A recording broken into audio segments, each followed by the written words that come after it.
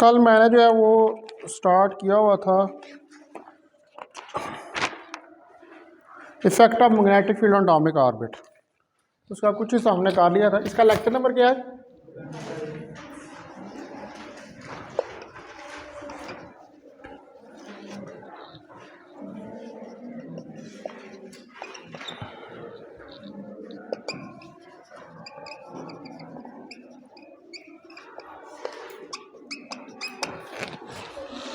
तो effect of magnetic field on atomic orbit.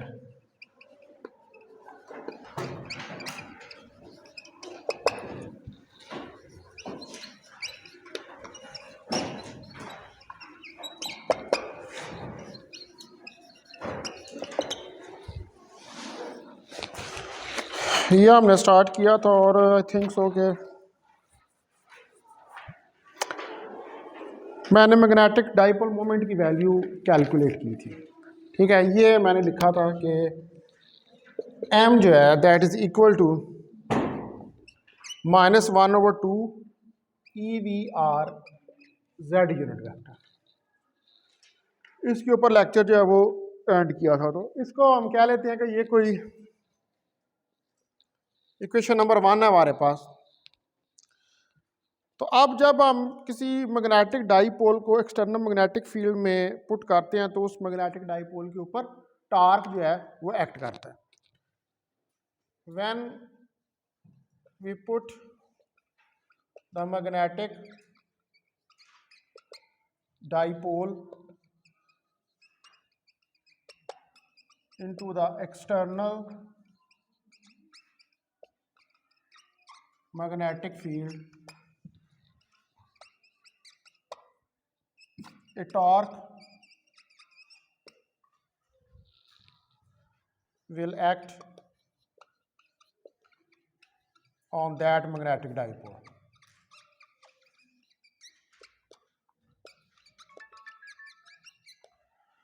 तो एक टार्क जो है उस मैग्नेटिक डाइपोल को ऊपर एक्ट करता है और उस टार्क को हम कह सकते हैं कि टा is equal to m cross b के बराबर होगा। ठीक है, तो जो मैग्नेटिक डाइपोल मोमेंट है जो कि ऑर्बिटल मोशन ऑफ इलेक्ट्रॉन की वजह से प्रोड्यूस होता है, उसको टिल्ट करना मुश्किल होता है। यानी कि आप उसके ऊपर इवन के टार्क को अप्लाई भी कर दें तो उसको एक्सटर्नल मैग्नेटिक फील्ड की डायरेक्शन में लेके आना मुश्किल होता है। लेकिन एज कंपेयर टू जो आपके पास प्रोड्यूस होता है due to spin of electrons की वजह से, तो वो जो स्पिन ऑफ इलेक्ट्रॉन्स की वजह से प्रोड्यूस होता है उसको टिल्ट करना आसान होता है। वैसे भी आपको पता है कि जो पैरामैग्नेटिज्म है वो किस वजह से प्रोड्यूस होती है, वो स्पिन ऑफ इलेक्ट्रॉन्स की वजह से ही प्रोड्यूस होता है। ठीक है, तो it is difficult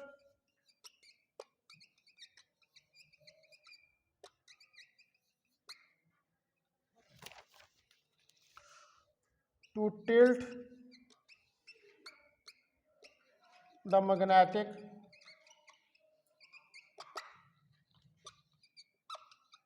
dipole moment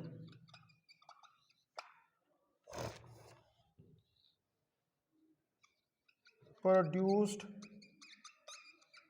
due to the orbital motion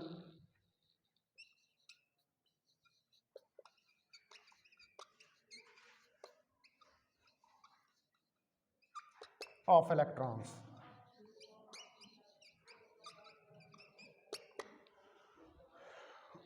तो जो ऑर्बिटल मोशन ऑफ इलेक्ट्रॉन्स है उनकी वजह से टिल्ट करना मुश्किल है, but it is easy to tilt in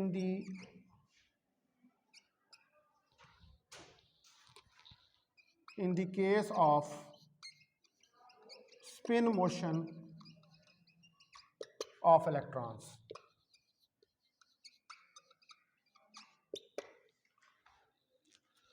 लेकिन अगर स्पिन मोशन इलेक्ट्रॉन की तो फिर उसकी वजह से इसको टिल्ट करना आसान है। तो इसका मतलब है कि जो इफेक्ट है ऑर्बिटल मोशन का वो बहुत स्मॉल होता है as compare to the spin motion. the effect of orbital motion of electrons is very small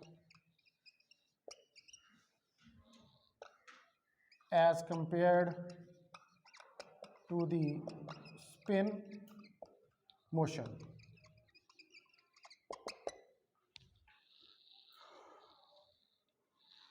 तो ज़्यादा सिग्निफिकेंट जो है वो स्पिन मोशन होती है। अब हम ये देखेंगे कि किस तरह इलेक्ट्रॉन जो है उसको स्पीड अप या स्पीड डाउन किया जा सकता है in the presence of magnetic field. Now we will see that how electron can be speed up or speed down in the presence of magnetic field.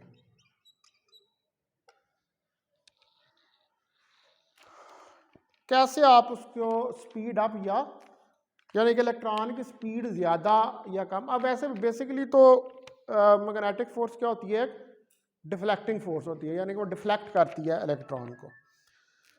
तो अब ऑब्वियसली जब magnetic force electron के ऊपर act कर रही है और electron जो है वो एक सर्कुलर ऑर्बिट में ऑर्बिट जो है वो कर रहा है, तो अब इलेक्ट्रॉन जब सर्कुलर ऑर्बिट में ऑर्बिट कर रहा है तो वो क्यों सर्कुलर ऑर्बिट में ऑर्बिट कर रहा है, क्योंकि वहाँ पर इलेक्ट्रोस्टैटिक फोर्स ऑफ अट्रैक्शन है न्यूक्लियस और इलेक्ट्रॉन के दरमियान। तो उस इलेक्ट्रोस्टैटिक फोर्स ऑफ अट्रैक्शन की वजह से एक सेंट्रीपिटल फोर्स जो है वो वहाँ पर प्रोड्यूस होती है, ठीक है। और वो सेंट्रीपिटल फोर्स जो है Fc is equal to mv² के बराबर होती है। अब यहाँ पर v वेलोसिटी ऑफ इलेक्ट्रॉन है, velocity of electron before applying the magnetic field.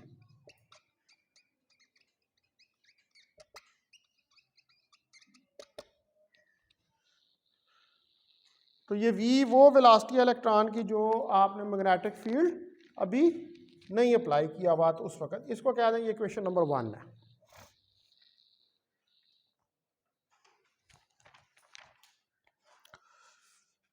तो यहाँ पर जो इलेक्ट्रोस्टैटिक फोर्स ऑफ अट्रैक्शन है, ठीक है, Fe वो होगी हमारे पास 1/4 पाई एप्सिलॉन नॉट E²/r²। और हमें पता है कि ये Fe जो है ये Fc के बराबर है। तो अगर Fe Fc के बराबर है तो 1/4 पाई एप्सिलॉन नॉट E²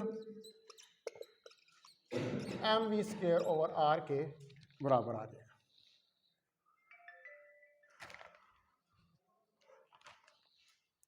ये इक्वेशन जो है इसको आप इक्वेशन नंबर 2 का नाम जो है वो दे दें।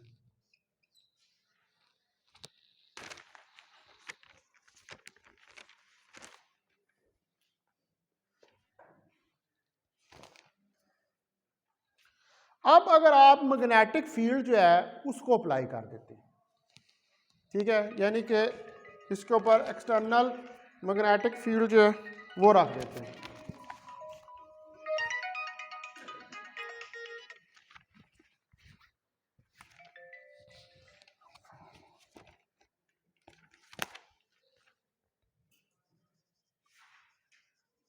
We apply the magnetic field, हम इसके ऊपर जो है वो मैग्नेटिक फील्ड जो है वो अप्लाई कर देते हैं। तो अब मैग्नेटिक फील्ड के अप्लाई करने से जो वेलोसिटी है इलेक्ट्रॉन की वो before application of magnetic field कितनी थी, v थी, लेकिन after applying the magnetic field electron की वेलोसिटी चेंज होगी, यानी कि जब मैग्नेटिक फील्ड आप अप्लाई करेंगे तो इलेक्ट्रॉन की वेलोसिटी में चेंज आएगी और वो चेंज होकर v प्राइम हो जाएगी। The velocity of electron changes to v prime, और इलेक्ट्रॉन की वेलोसिटी जो है वो चेंज होकर v प्राइम हो जाएगी जब आप मैग्नेटिक फील्ड को अप्लाई करें। अब एप्लीकेशन से पहले जो है वो v थी, after application of magnetic field v prime जो है वो हो जाएगी। अच्छा, अब मैं ज़रा यहाँ पर एक फिगर बनाता हूँ, और ये देखें कि ये लूप है आपके पास,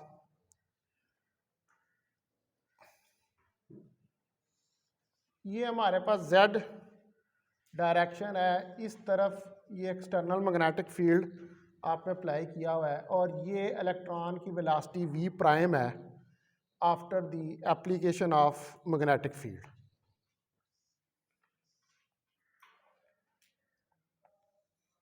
और ये डायरेक्शन है मैग्नेटिक डाइपोल मोमेंट की, और ये r रेडियस है।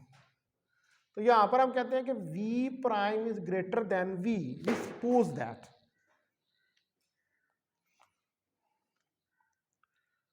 हम सपोज कर रहे हैं कि जब इलेक्ट्रॉन पे आपने मैग्नेटिक फील्ड अप्लाई किया है तो इलेक्ट्रॉन की वेलोसिटी इंक्रीज हो गई है मैग्नेटिक फील्ड के अप्लाई करने से, इसलिए मैं कह रहा हूं कि v prime is greater than v। तो अब जो हमारे पास मैग्नेटिक फोर्स है F मैग्नेटिक जो यहां पर एक्ट कर रही है minus e v cross B के बराबर होगी। अब B जो है that will perpendicular to V prime. तो अगर ये परपेंडिकुलर है V प्राइम के तो F M minus e v B sine of theta, theta is 90 degree, तो एफ एम जो है वो माइनस ई वी बी के बराबर आ जाएगा क्योंकि साइन 90 डिग्री 1 के बराबर।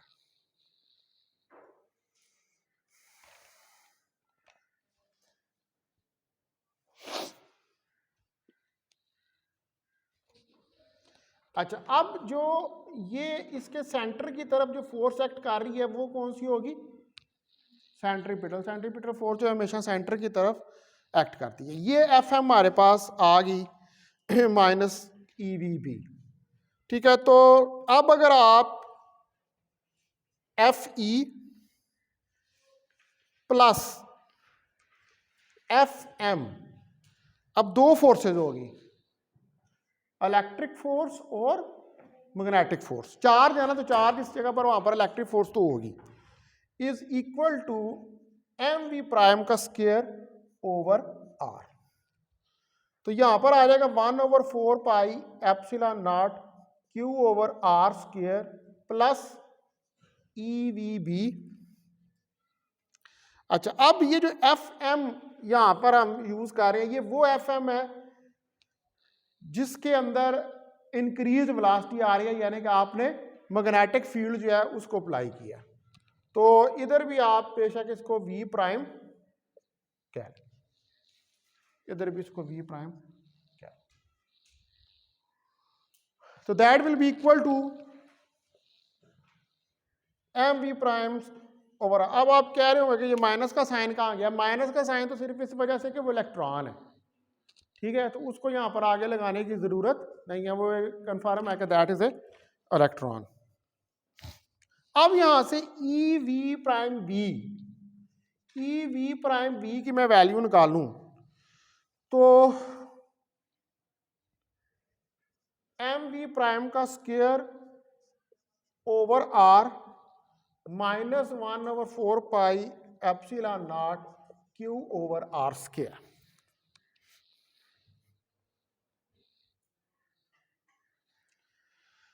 अच्छा, अब आपने पीछे ये देखें कि ये जो एफ ई है ये एफ सी के बराबर है। एफ ई जो है वो एफ सी के बराबर है, तो इसका मतलब है कि ये वाली टर्म एफ सी के बराबर है। तो यहाँ पर मैं एफ सी की वैल्यू जो है वो सब्स्टिट्यूट कर सकता हूँ। तो इसको आप लिखें ई वी प्राइम बी, इसके साथ ई लगा दें इलेक्ट्रॉन के लिए over r minus m v square over are.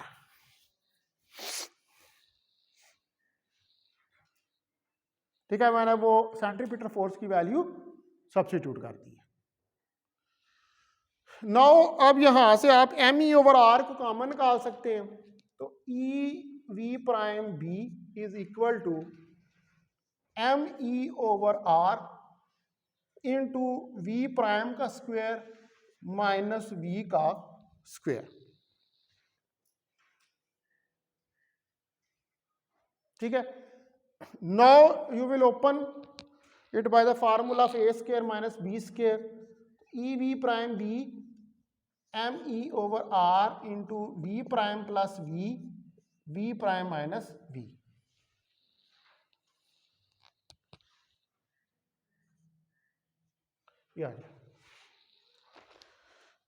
इसको कह दें आप, दैट इज इक्वेशन नंबर 3। ये इक्वेशन नंबर 3 है।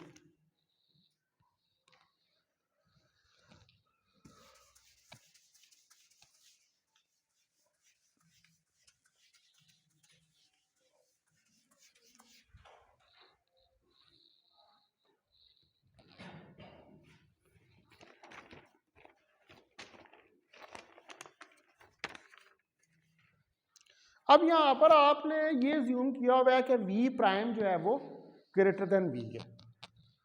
तो in case when v prime is greater than v prime जो ग्रेटर देन वी है कि स्पीड ऑफ इलेक्ट्रॉन इंक्रीज हो रही है। It means speed of electron is increasing. Speed of electron जो है वो इंक्रीज हो रही है।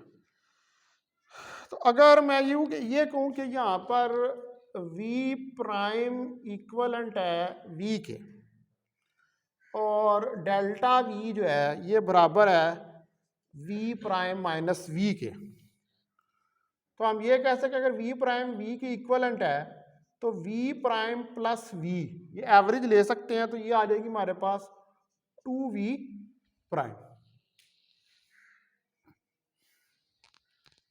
तो अब आपके पास जो v प्राइम प्लस v है, ठीक है, इस क्योंकि v प्राइम के बराबर है तो इसको आप लिख सकते हैं 2v प्राइम, और v प्राइम माइनस v जो है वो किसके बराबर है, वो डेल्टा v के बराबर। तो ये वैल्यू यहाँ पर सब्स्टिट्यूट करते हैं इस इक्वेशन नंबर 3 में।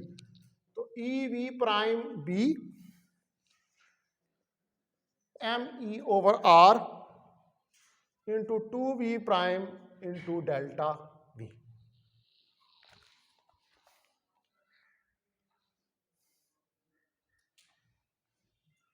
तो v प्राइम से कैंसिल हो जाएगा और यहां से डेल्टा v की वैल्यू निकल आएगी e B r divided by 2me।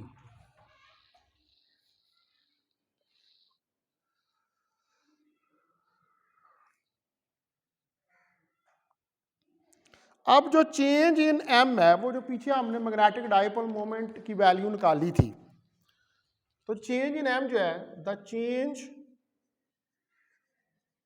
In m magnetic dipole moment में जो चेंज आ रही है delta m is equal to -1/2e del v r z unit vector.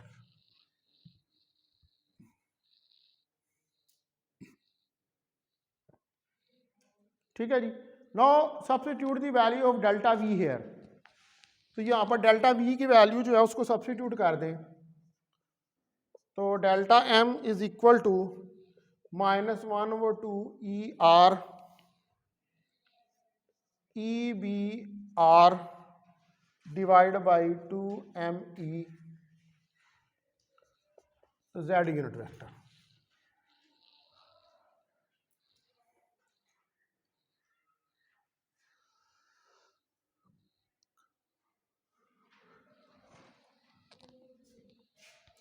तो इसको आप राइट डाउन कर सकते हैं कि delta m is equal to -1/4 e square r square और me B z unit vector, या delta m is equal to -1/4 e square r square और me B.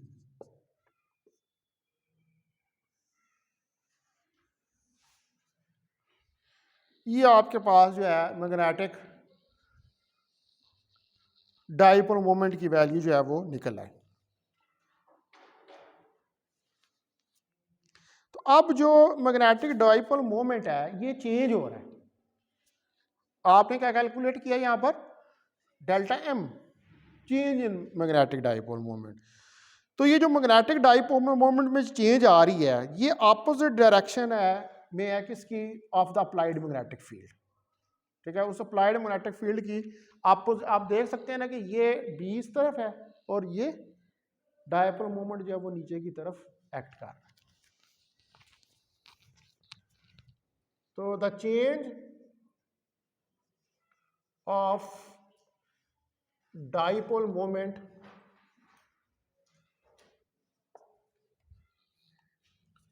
is in the opposite direction of applied magnetic field.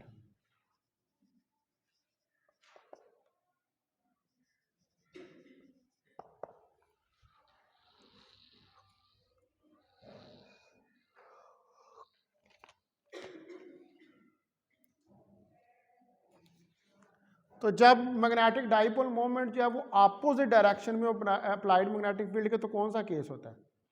Paramagnetism होता है, diamagnetism होता है, ferromagnetism होता है? Diamagnetism होता है। ठीक है,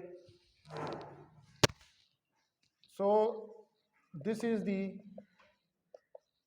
केस ऑफ डायमैग्नेटिज्म।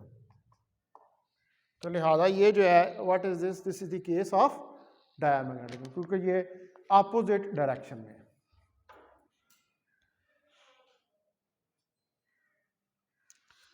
तो अब जब हम ये केस डिस्कस करते हैं अनपेयर्ड इलेक्ट्रॉन्स का,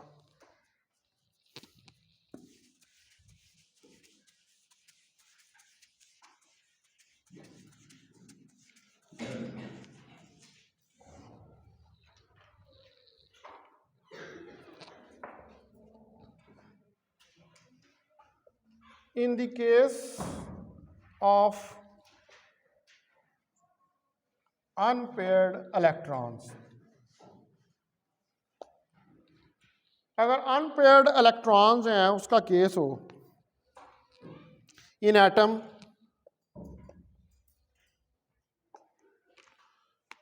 तो पैरामैग्नेटिज्म जो है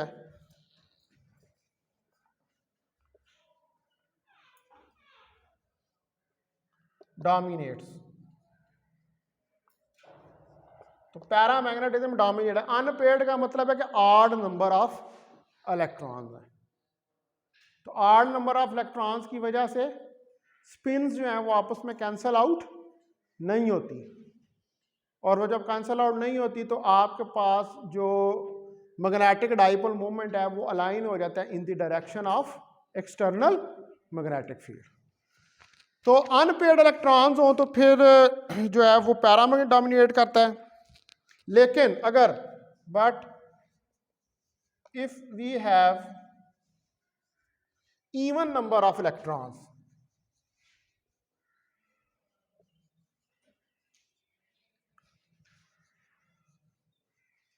then diamagnetism dominates।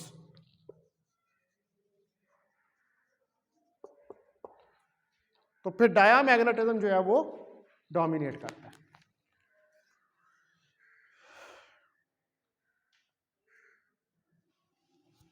तो इसका मतलब है कि अगर ऑड इलेक्ट्रॉन्स हो तो फिर पैरामैग्नेटिज्म डोमिनेट करेगा, और अगर इवन इलेक्ट्रॉन्स हो तो फिर, ठीक है, यानी कि आप ये कह सकते हैं कि फॉर ऑड इलेक्ट्रॉन्स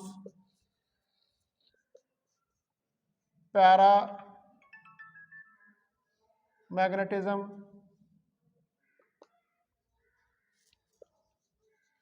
डोमिनेट्स, ठीक है, और फॉर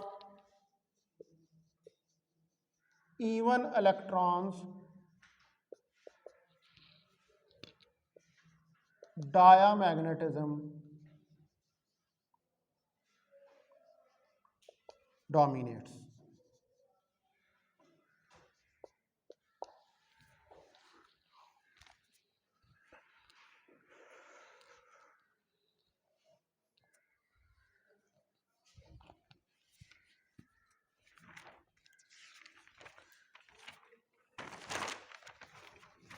ठीक है, तो ये अब हमारा जो है ये टॉपिक जो है वो कंप्लीट हो गया कि effect of magnetic field on the atomic orbit, के एटॉमिक ऑर्बिट पे मैग्नेटिक फील्ड जो है वो किस तरह इफेक्ट करता है, कैसे डाइपोल मोमेंट को चेंज करते हैं।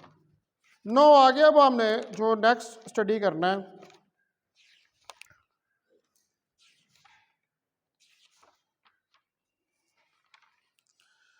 वो करना है फील्ड ऑफ मैग्नेटाइज ऑब्जेक्ट, जिसको हम बाउंड करंट्स का नाम भी देते हैं। बता दो इसे।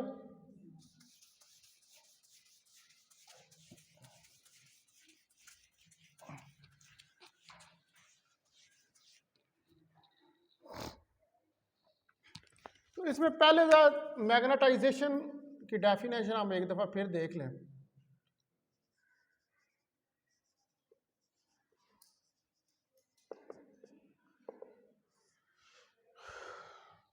तो जो टोटल या नेट मैग्नेटिक डाइपोल मोमेंट होता है पर यूनिट वॉल्यूम, यानी कि मैग्नेटिक डाइपोल जैसे electric dipole moment per unit volume होता है, तो उसको हम क्या कहते हैं, polarization in case of electric field. और अगर magnetic dipole moment per unit volume हो तो उसको हम क्या कहते हैं, मैग्नेटाइजेशन। तो total slash net magnetic dipole moment per unit volume is known as magnetisation.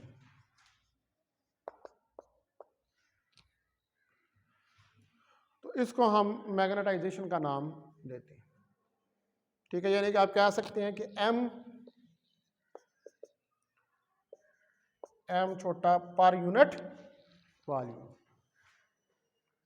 This is magnetization. M for magnetic dipole moment and v for volume. अब जो नॉर्थ पोल होता है मैग्नेटिक का, north pole of magnetic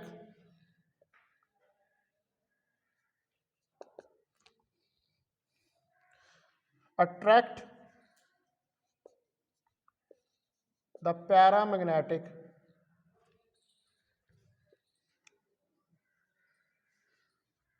substance।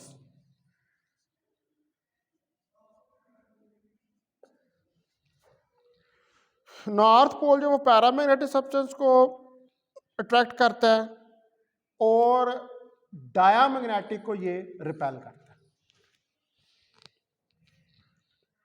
And it will repel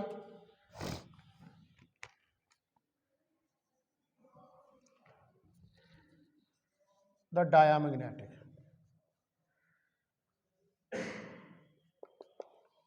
और ये diamagnetic जो है उसको रिपेल करता है। तो इसी का वाइस वर्सा हो जाएगा। अगर हम साउथ के लिए देखें तो इसीलिए जो पैरामैग्नेटिक सब्सटेंसेस होते हैं they are attracted by the external magnetic field. Therefore, paramagnetic substances are attracted by external magnetic field.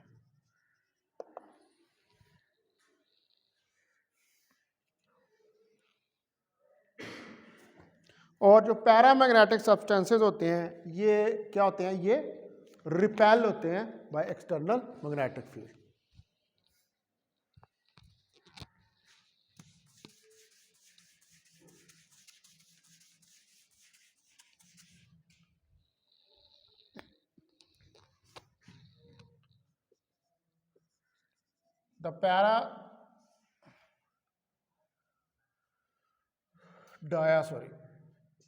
The diamagnetic substances are repelled by the external magnetic field.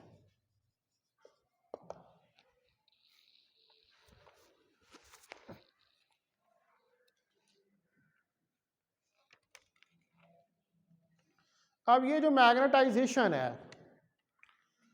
ठीक है, ये तो मैग्नेटाइजेशन कब हो रही है, जब आप एक्सटर्नल मैग्नेटिक फील्ड को किसी मटेरियल के ऊपर अप्लाई कर रहे हैं।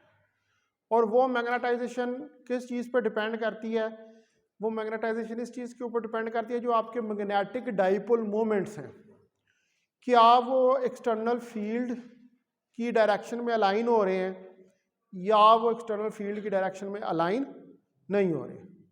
तो इसी की बेस पर हम क्या कहते हैं, पैरामैग्नेटिज्म, और अगर अलाइन हो जाए तो पैरामैग्नेटिज्म, अगर ना अलाइन हो तो डायामैग्नेटिज्म। तो what is this, this is magnetisation.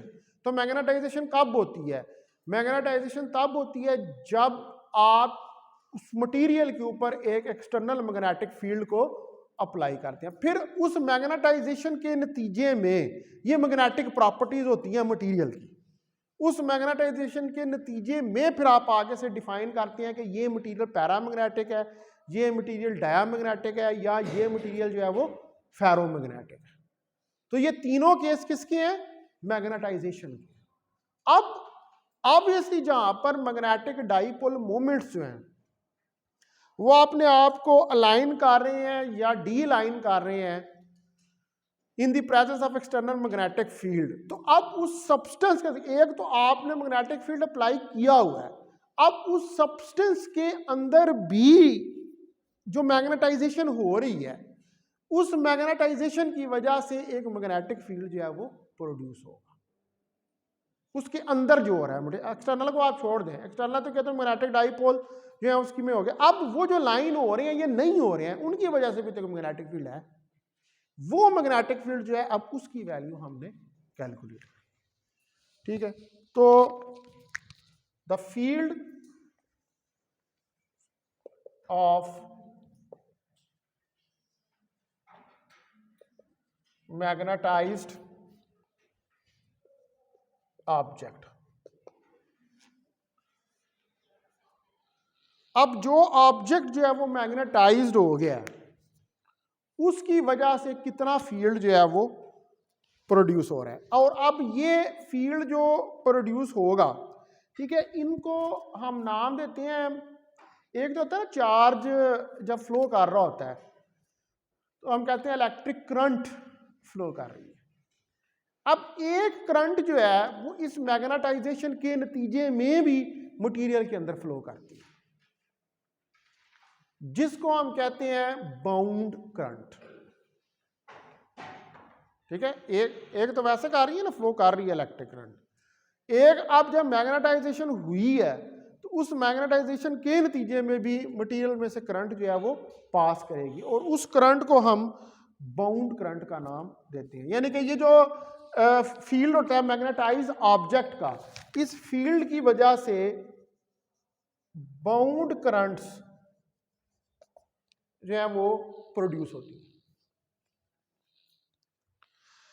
अब आप सपोज करें कि हमारे पास एक पीस है मैग्नेटाइज्ड मटेरियल का,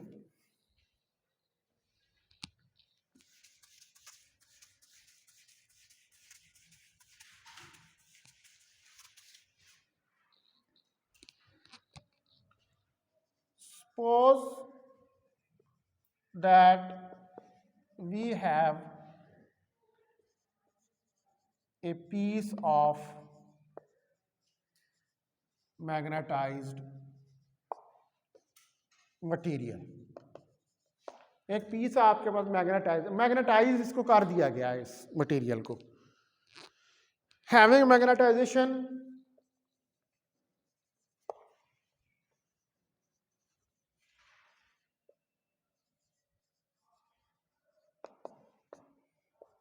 M, और इसके अंदर मैग्नेटाइज्ड है तो इसमें मैग्नेटाइजेशन जो है वो प्रोड्यूस हो जाएगी, इसमें मैग्नेटाइजेशन जो है वो मौजूद है।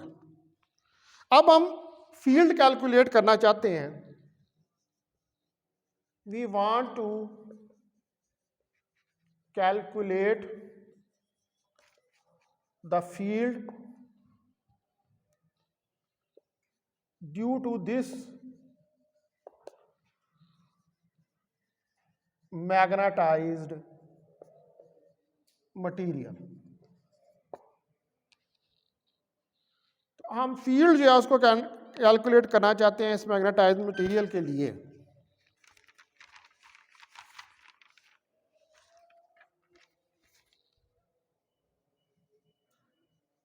As given below.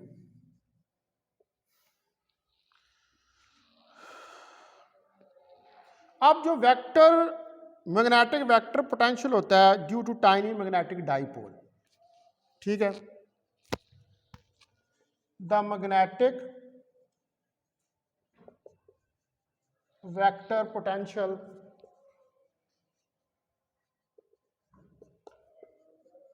Due to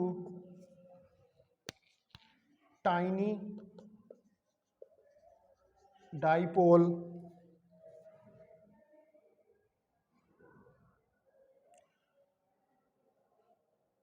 is A of r is equal to mu naught over 4 pi m cross r over r square।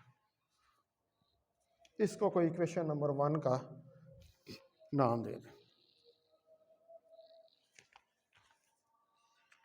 तो ये वेक्टर मैग्नेटिक वेक्टर पोटेंशियल जो है इसको आपने कैलकुलेट किया हुआ है, ठीक है। तो इसी को हम आगे लेके चलेंगे, अभी मैं यहाँ पर इसको एंड कर रहा हूँ, इसको फिर कल कैलकुलेट करूँगा मैं।